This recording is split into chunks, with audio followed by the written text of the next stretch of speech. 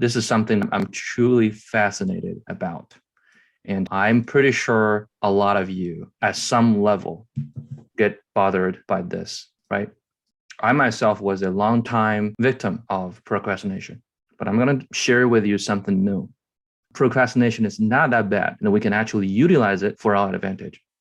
And we know procrastination is like a ghost. I used hunting. It's haunting us.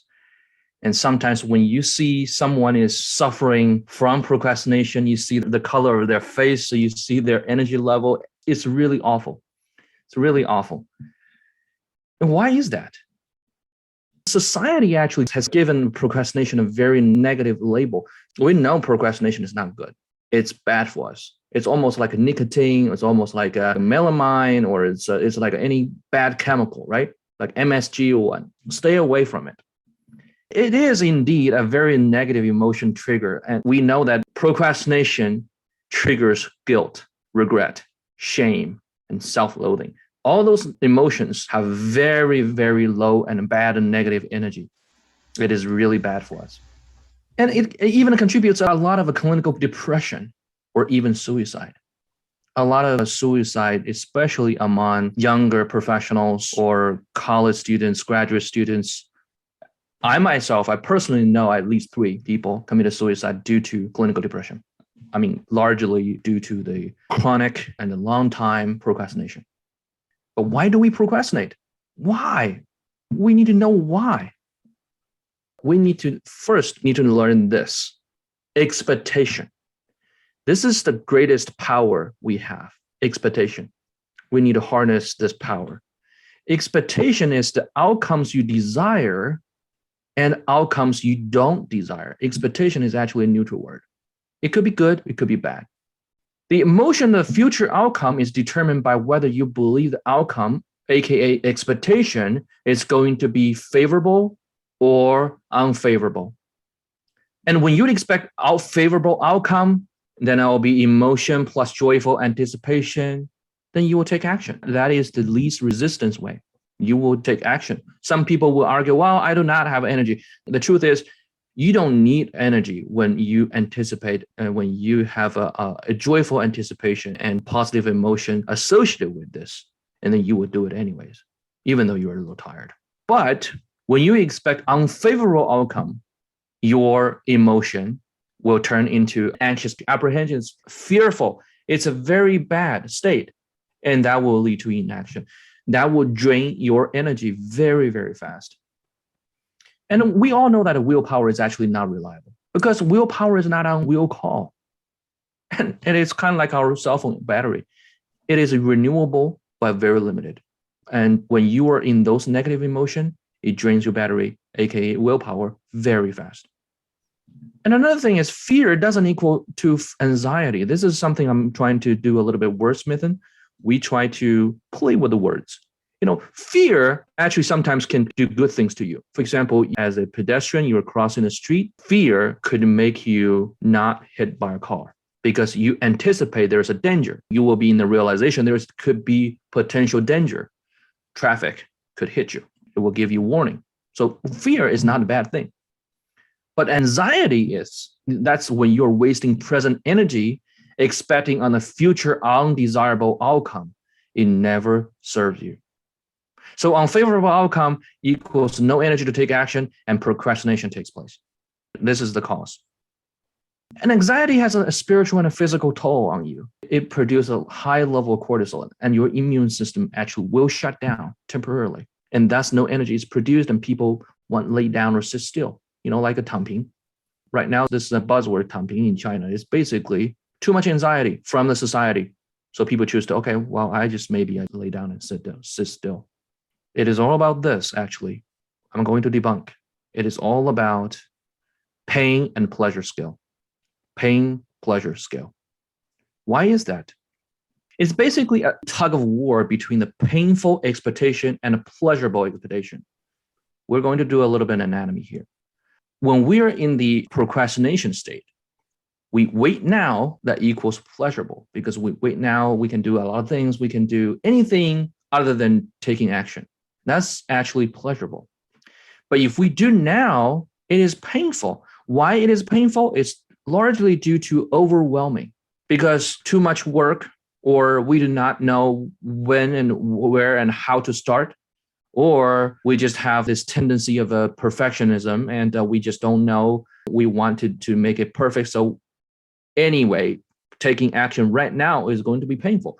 We rather wait, because wait now is pleasurable. So that scale is tilted towards wait now and take no action.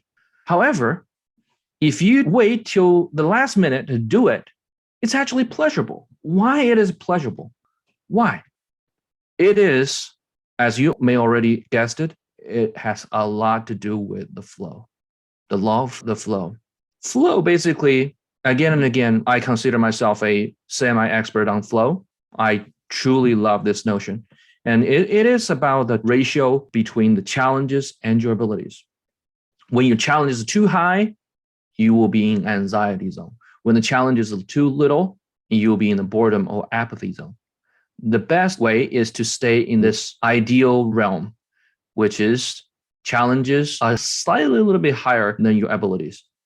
This is the perfect state. Then you will be in the flow state. And when we are in last minute, think about it. Think about it when you're in the last minute. Imagine tomorrow is the due date. If you don't do it today, if you don't do it now, that actually has painful consequences, right? You will either be in trouble at work, or you will be even potentially get fired. But you do it now, it's actually less painful. Remember that scale, pain and pleasure? That scale now tilted towards pleasure. By doing now, it becomes pleasurable. When you have to face the music, you have to do it. You have to figure it out. And then you have to simplify it in a hyper-focused flow state. You have no tendency to do over-complicated professionalism. You have to do it in a minimal viable product. You have to deliver it. You have to do it anyway. So you basically are in a simplified, hyper-focused flow state. And guess what? Your body knows it, and your body will secrete a lot of adrenaline, and you will have adrenaline rush. And guess what? Your body loves that, because that's addictive. You are basically in a chemical state of addiction, adrenaline rush. That is why we love adrenaline. Now you see, it is an unfair warfare between the pain and the pleasure. Now, if you wait till the last minute, your body craves for it. Your body loves it, physically, emotionally, because it's in the flow state. It's a pleasurable state. Let's dissect the flow conditions. You have to meet all those conditions in order to stay in the flow. Number one, you have to have a minimal entry point. You have to have an incision. That's why when you are, let's say you have a project that's due tomorrow, you have to do it right now. You have to stay at least for 5 minutes. That's a minimal entry point, right? Just like a doctor going to operate on a patient, he has to use this lacerate, the surgical knife, to cut an incision, create a minimal entry point on the body of the patient.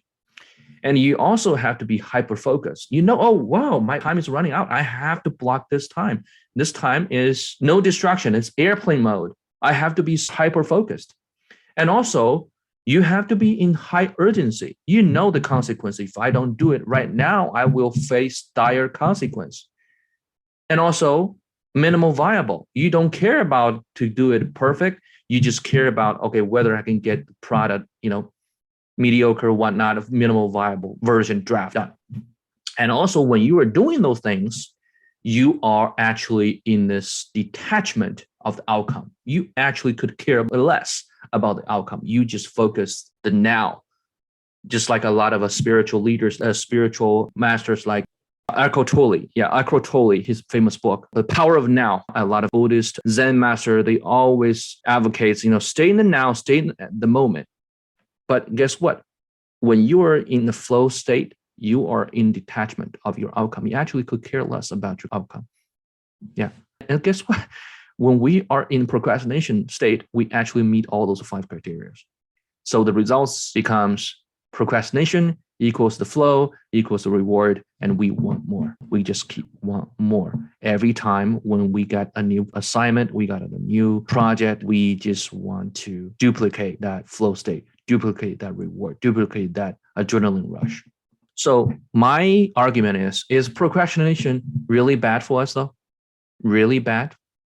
Not necessarily. At least not according to bestseller author Adam Grant. He has this famous TED Talk called The Original Thinkers, What Original Thinkers Think in Common. He argues a lot of the creative masterpieces are the product of procrastination. It's amazing and it's kind of bold, right? This one, for example, I Have a Dream speech. According to Adam Grant, Martin Luther King pulled an all-nighter the night before he was delivering that speech in Washington, D.C. As a matter of fact, I Have a Dream, he repeated several times, but that was a last-minute thing. It becomes a rhetorical masterpiece. Because creative work needs time to ponder, gather, and propagate. It's kind of like a slow cooker, right? The food that's cooked in the slow cooker actually tastes better. The food that's like instant noodle or pressure cooker, they're fast and quick, but the flavor is not that rich. The flavor is not that good. And creative work needs time. And acting immediately for creative work may cause tunnel vision.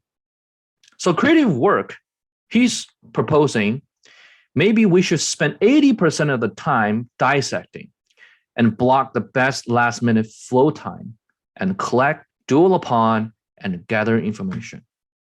And use the 20% of the last minute flow state to invoke muse. Now, a lot of you are not necessarily artists, but we all have to do creative work, right? If you're in the computer programming world, you need to write programs. If you are a manager, you need to produce the report. You need to write briefings. You need to write articles and all that. Not to mention, we just have the world's newest PhD, and you have to write a lot of essays and stuff. Those are creative work. So what is the better equilibrium? Treat creative work and non-creative important work differently. Basically, we can peel off the negative emotion or label on the procrastination, and we can use that procrastination to our advantage. So for non-creative and important work, first, we can dissect to the minimal actionable piece. If it's an overwhelmingly big project, then we dissect, just like a pound of Wagyu steak, right?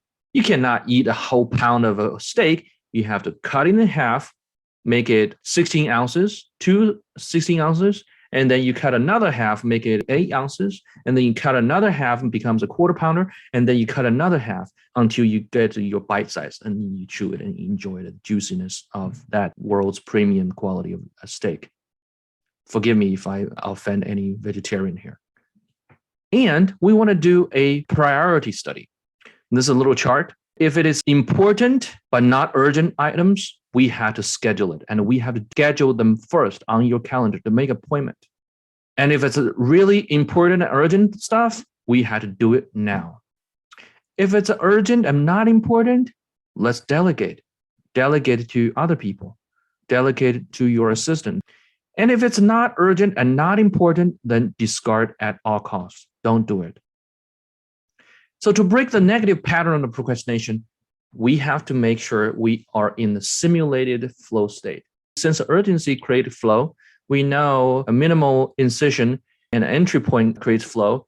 We know blockage of hyper-focused time instigate a flow state. We know that, and then we can simulate that. For example, if we have a project that is due next Tuesday, and today is only Thursday, we can use tomorrow. If we look at a calendar tomorrow between, let's say, 11 to 12, we have a 1 hour. Then we can just trick our brain, use the timer. Hey, that is the due date. It's actually due tomorrow at 5 o'clock. We have to do it during that block and make sure that is in the flow state and do it. And you can alter the pain and pleasure scale because you always want to seek the least resistance path. If you feel grip, if you feel a lot of resistance, then that shows you are not on the right path. And you need to find the root cause of it. Most likely, you haven't dissected your product to the least actionable piece yet. It's still a little bit too much for you to swallow and digest. Yeah. So recommended book, like I said, from Adam Grant, Originals. Very good book. The procrastinators are not necessarily bad, just so you know, but half true. Okay. If you are a creative worker, you need to work on a lot of creative works, procrastination is actually the way to go. If you're doing some other things, important and non-creative, then you need to figure out a way to trick your brain in this flow state and do it. There's a recommended TED Talk, The Surprising Habits of Original Thinkers. You can Google it and you'll find it. It's worth watching several times, I guarantee you. Okay,